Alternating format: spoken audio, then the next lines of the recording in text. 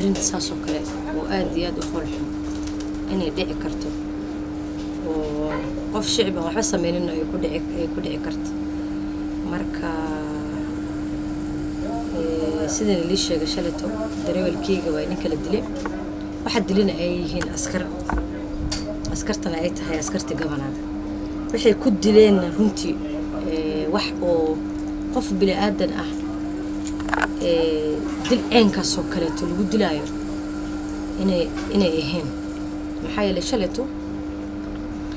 waxaan ka soo baxnay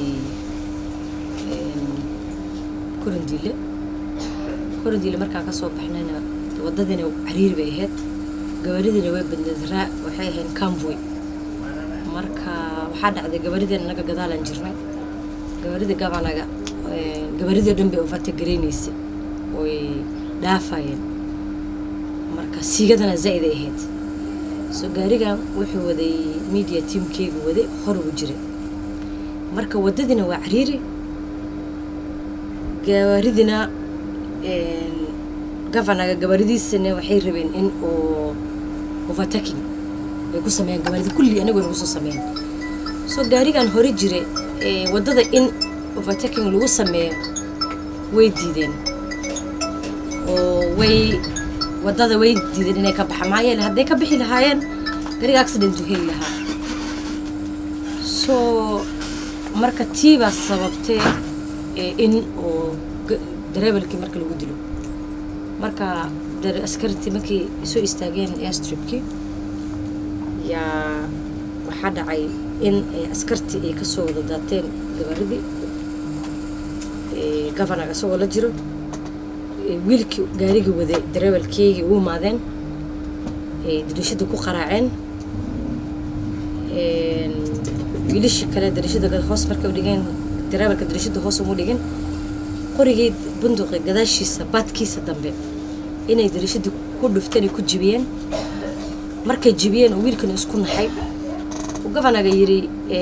shaqo ka qabta dareewalka oo sidii marka ay ku heleen xoog askarti maadaama asaga amray ay wiilka la soo baxeen ee dhulka dhigeen ayagoo 5 iyo 6 ruux ah oo la wada garanayo oo videogooda laga haayo siday u dileen suxun ay u dileen runtii wadnahay ku dhufteen madaxay ku dhufteen qoriga bunduqa gadaashiisa dambe badka dambe ay ku qaraaceen marka ani waxa su'aaliga ah cadowtinimada inta la eg dad walaala leeyahay waa la isla dhashay madaxa leeyahay mas'uula leeyahay uqdada inta la eg cadowtinimada inta la eg gavanaga oo ku amraayo askartiisa inay dareewalkeyga ay dilaan oo suxun loo dilay oo dhiig u mantaqashale oo dhulka ay ku jiideen markay jiideen hadana ay bingad ku xireen askartiisi nasiib wanaag anigoo soo dahay gadaal ka imaaday ninkii oo galangalanay naf hayso aan ku soo gaaray oon weydiiyay maxaa jira markaa dhahayn askarta gavanaga dishi markan gavanaga u tagan ku yiri askartaada nimankan dishay kaale dhaxgal waa lagu sii igu yiri marka horta arintaas arinan aad iyo aad ugu xanuunsaday waay siyaasa waa lagu kala maqnaan karaa kala mowqif wala ahaani karaa kala siban wax u kala arki karnaa aragtideeda wala yeelan karaa laakiin cadowtinimo inta la eg haye markan hadana aan soo askarigan u imaadan ku yiri ninkan bingada ka fur maxay rabeen in way dileen bingada ay ku xireen waxay gaariga inay saaraan maybe meelaha ay ka tuuraan buraha ay ka tuuraan ama police ana waxay police aan wadna way police adiga wax dishay adiga la rabo in lagu dacweey adiga hadana leh askaraan wada marka horta shaleeto wixii dhacay dadkii kulli shaahid ay leedahay waa la wada arkay ummadda kulli way ka wada xanuunsadeen laakiin qofkii damiir leh waa dadkii shalay hareen oo na garab istaageen oo diyaaradaas ku noqonin oo arrinka dhacay darteed la xumaadeen unba horta shaleeto wixii arkeen laakiin aniga waxa way waqti xunaan ku jirnaa hadaa maanta tal aan bilaawne oo maanta aan sameeyno nin allah ya ninkaad siyaasad isku gabsantihiin askarta adiga ku ilaalinaysa u isticmaashid dadka masaakiinta ah maxaa loo laayna ninkaasay dadaa dhaleen hooyaa dhashay aabbaa dhalay hooyadiis maanta dhan xalina ooynaysa maanta ilaahay waji xumina ma tuso ninkan maanta gacantiisa naftii hadduu ay maanta tiisa adeeg gasho oo wixii lagu sameeyey maxaa yeelay dhiigu ilaa hadda ma taqaaya hadduu dhinto gabanaga dilay anu taas uma leeyahay because askarta asaga uu fasaxay midda kale askarta dawladda ay u shaqeysaa waa askar shicibka ay ilaalinayso ay maxaa la yiraahdaa ay mas'uul ay ka saaran tahay oo la rabo inay protect gareeyaan oo haddana ayaga gacantooda ku dileen kulli askartaas ayaga naftinkoodana sharciyaa jira sharci talaabo ma laga qaadi doonaa maxaa yeelay askarta waxaa waay inay qofka protect gareeyaan midda kale qofka hadduu xumaan uu sameeyo hal astakeeyo xasbiga hala geeyo booliiska lagu wareejiyo hala dhaha ninka qaladkan uu sameeyey hala xiro sharciga ha maro laakiin sharciyaad gacantaada ku qaadanaysaa nin amaanta noloshiisa aan hadlaynin laba beri ma hadlahayo isbitaalku ku jiraa isbitaalka naftinkiisa xaaladiisa hal shay hataa loo sameynhayo ma jirto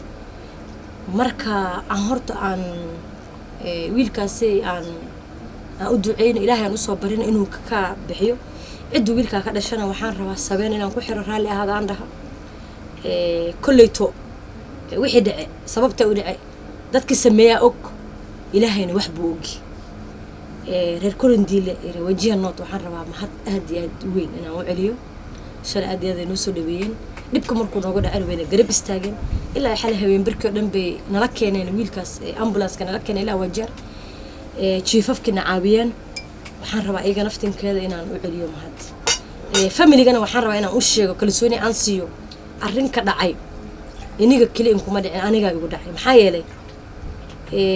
markaan confront gareeyay aan weydiiyey askariga waay aad arrinta u samaysay asaga ma ahe adiga naftinkaada waan ku dilaynaa ay dheheen oo videogii wareeganaya waa la maqlay waa viral uu noqday askarigaasna is garanaya waana lahayaa magaciisa waana la kasaaya oo aniga xataa uu maxaa la yiraahdaa uu wii dharbaaxay marka meela anigii mas'uulka aan ahay safe aan keen oo shalay ugu cadcadaayeen oo idil rabeen oo inay dharbaaxeen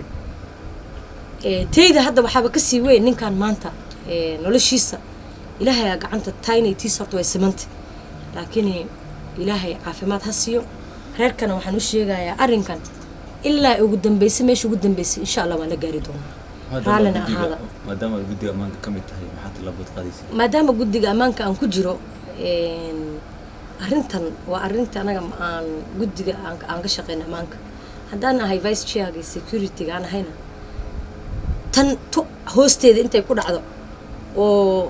oo nimankii wiilkan dileen ay ku soconayaan ma aha meesha ugu dambaysa insha Allah tilaabo xun ugu leyn waa laga qaadi doonaa tilaabadeedana waa la maqli doonaa kullu insha Allah. Thank you.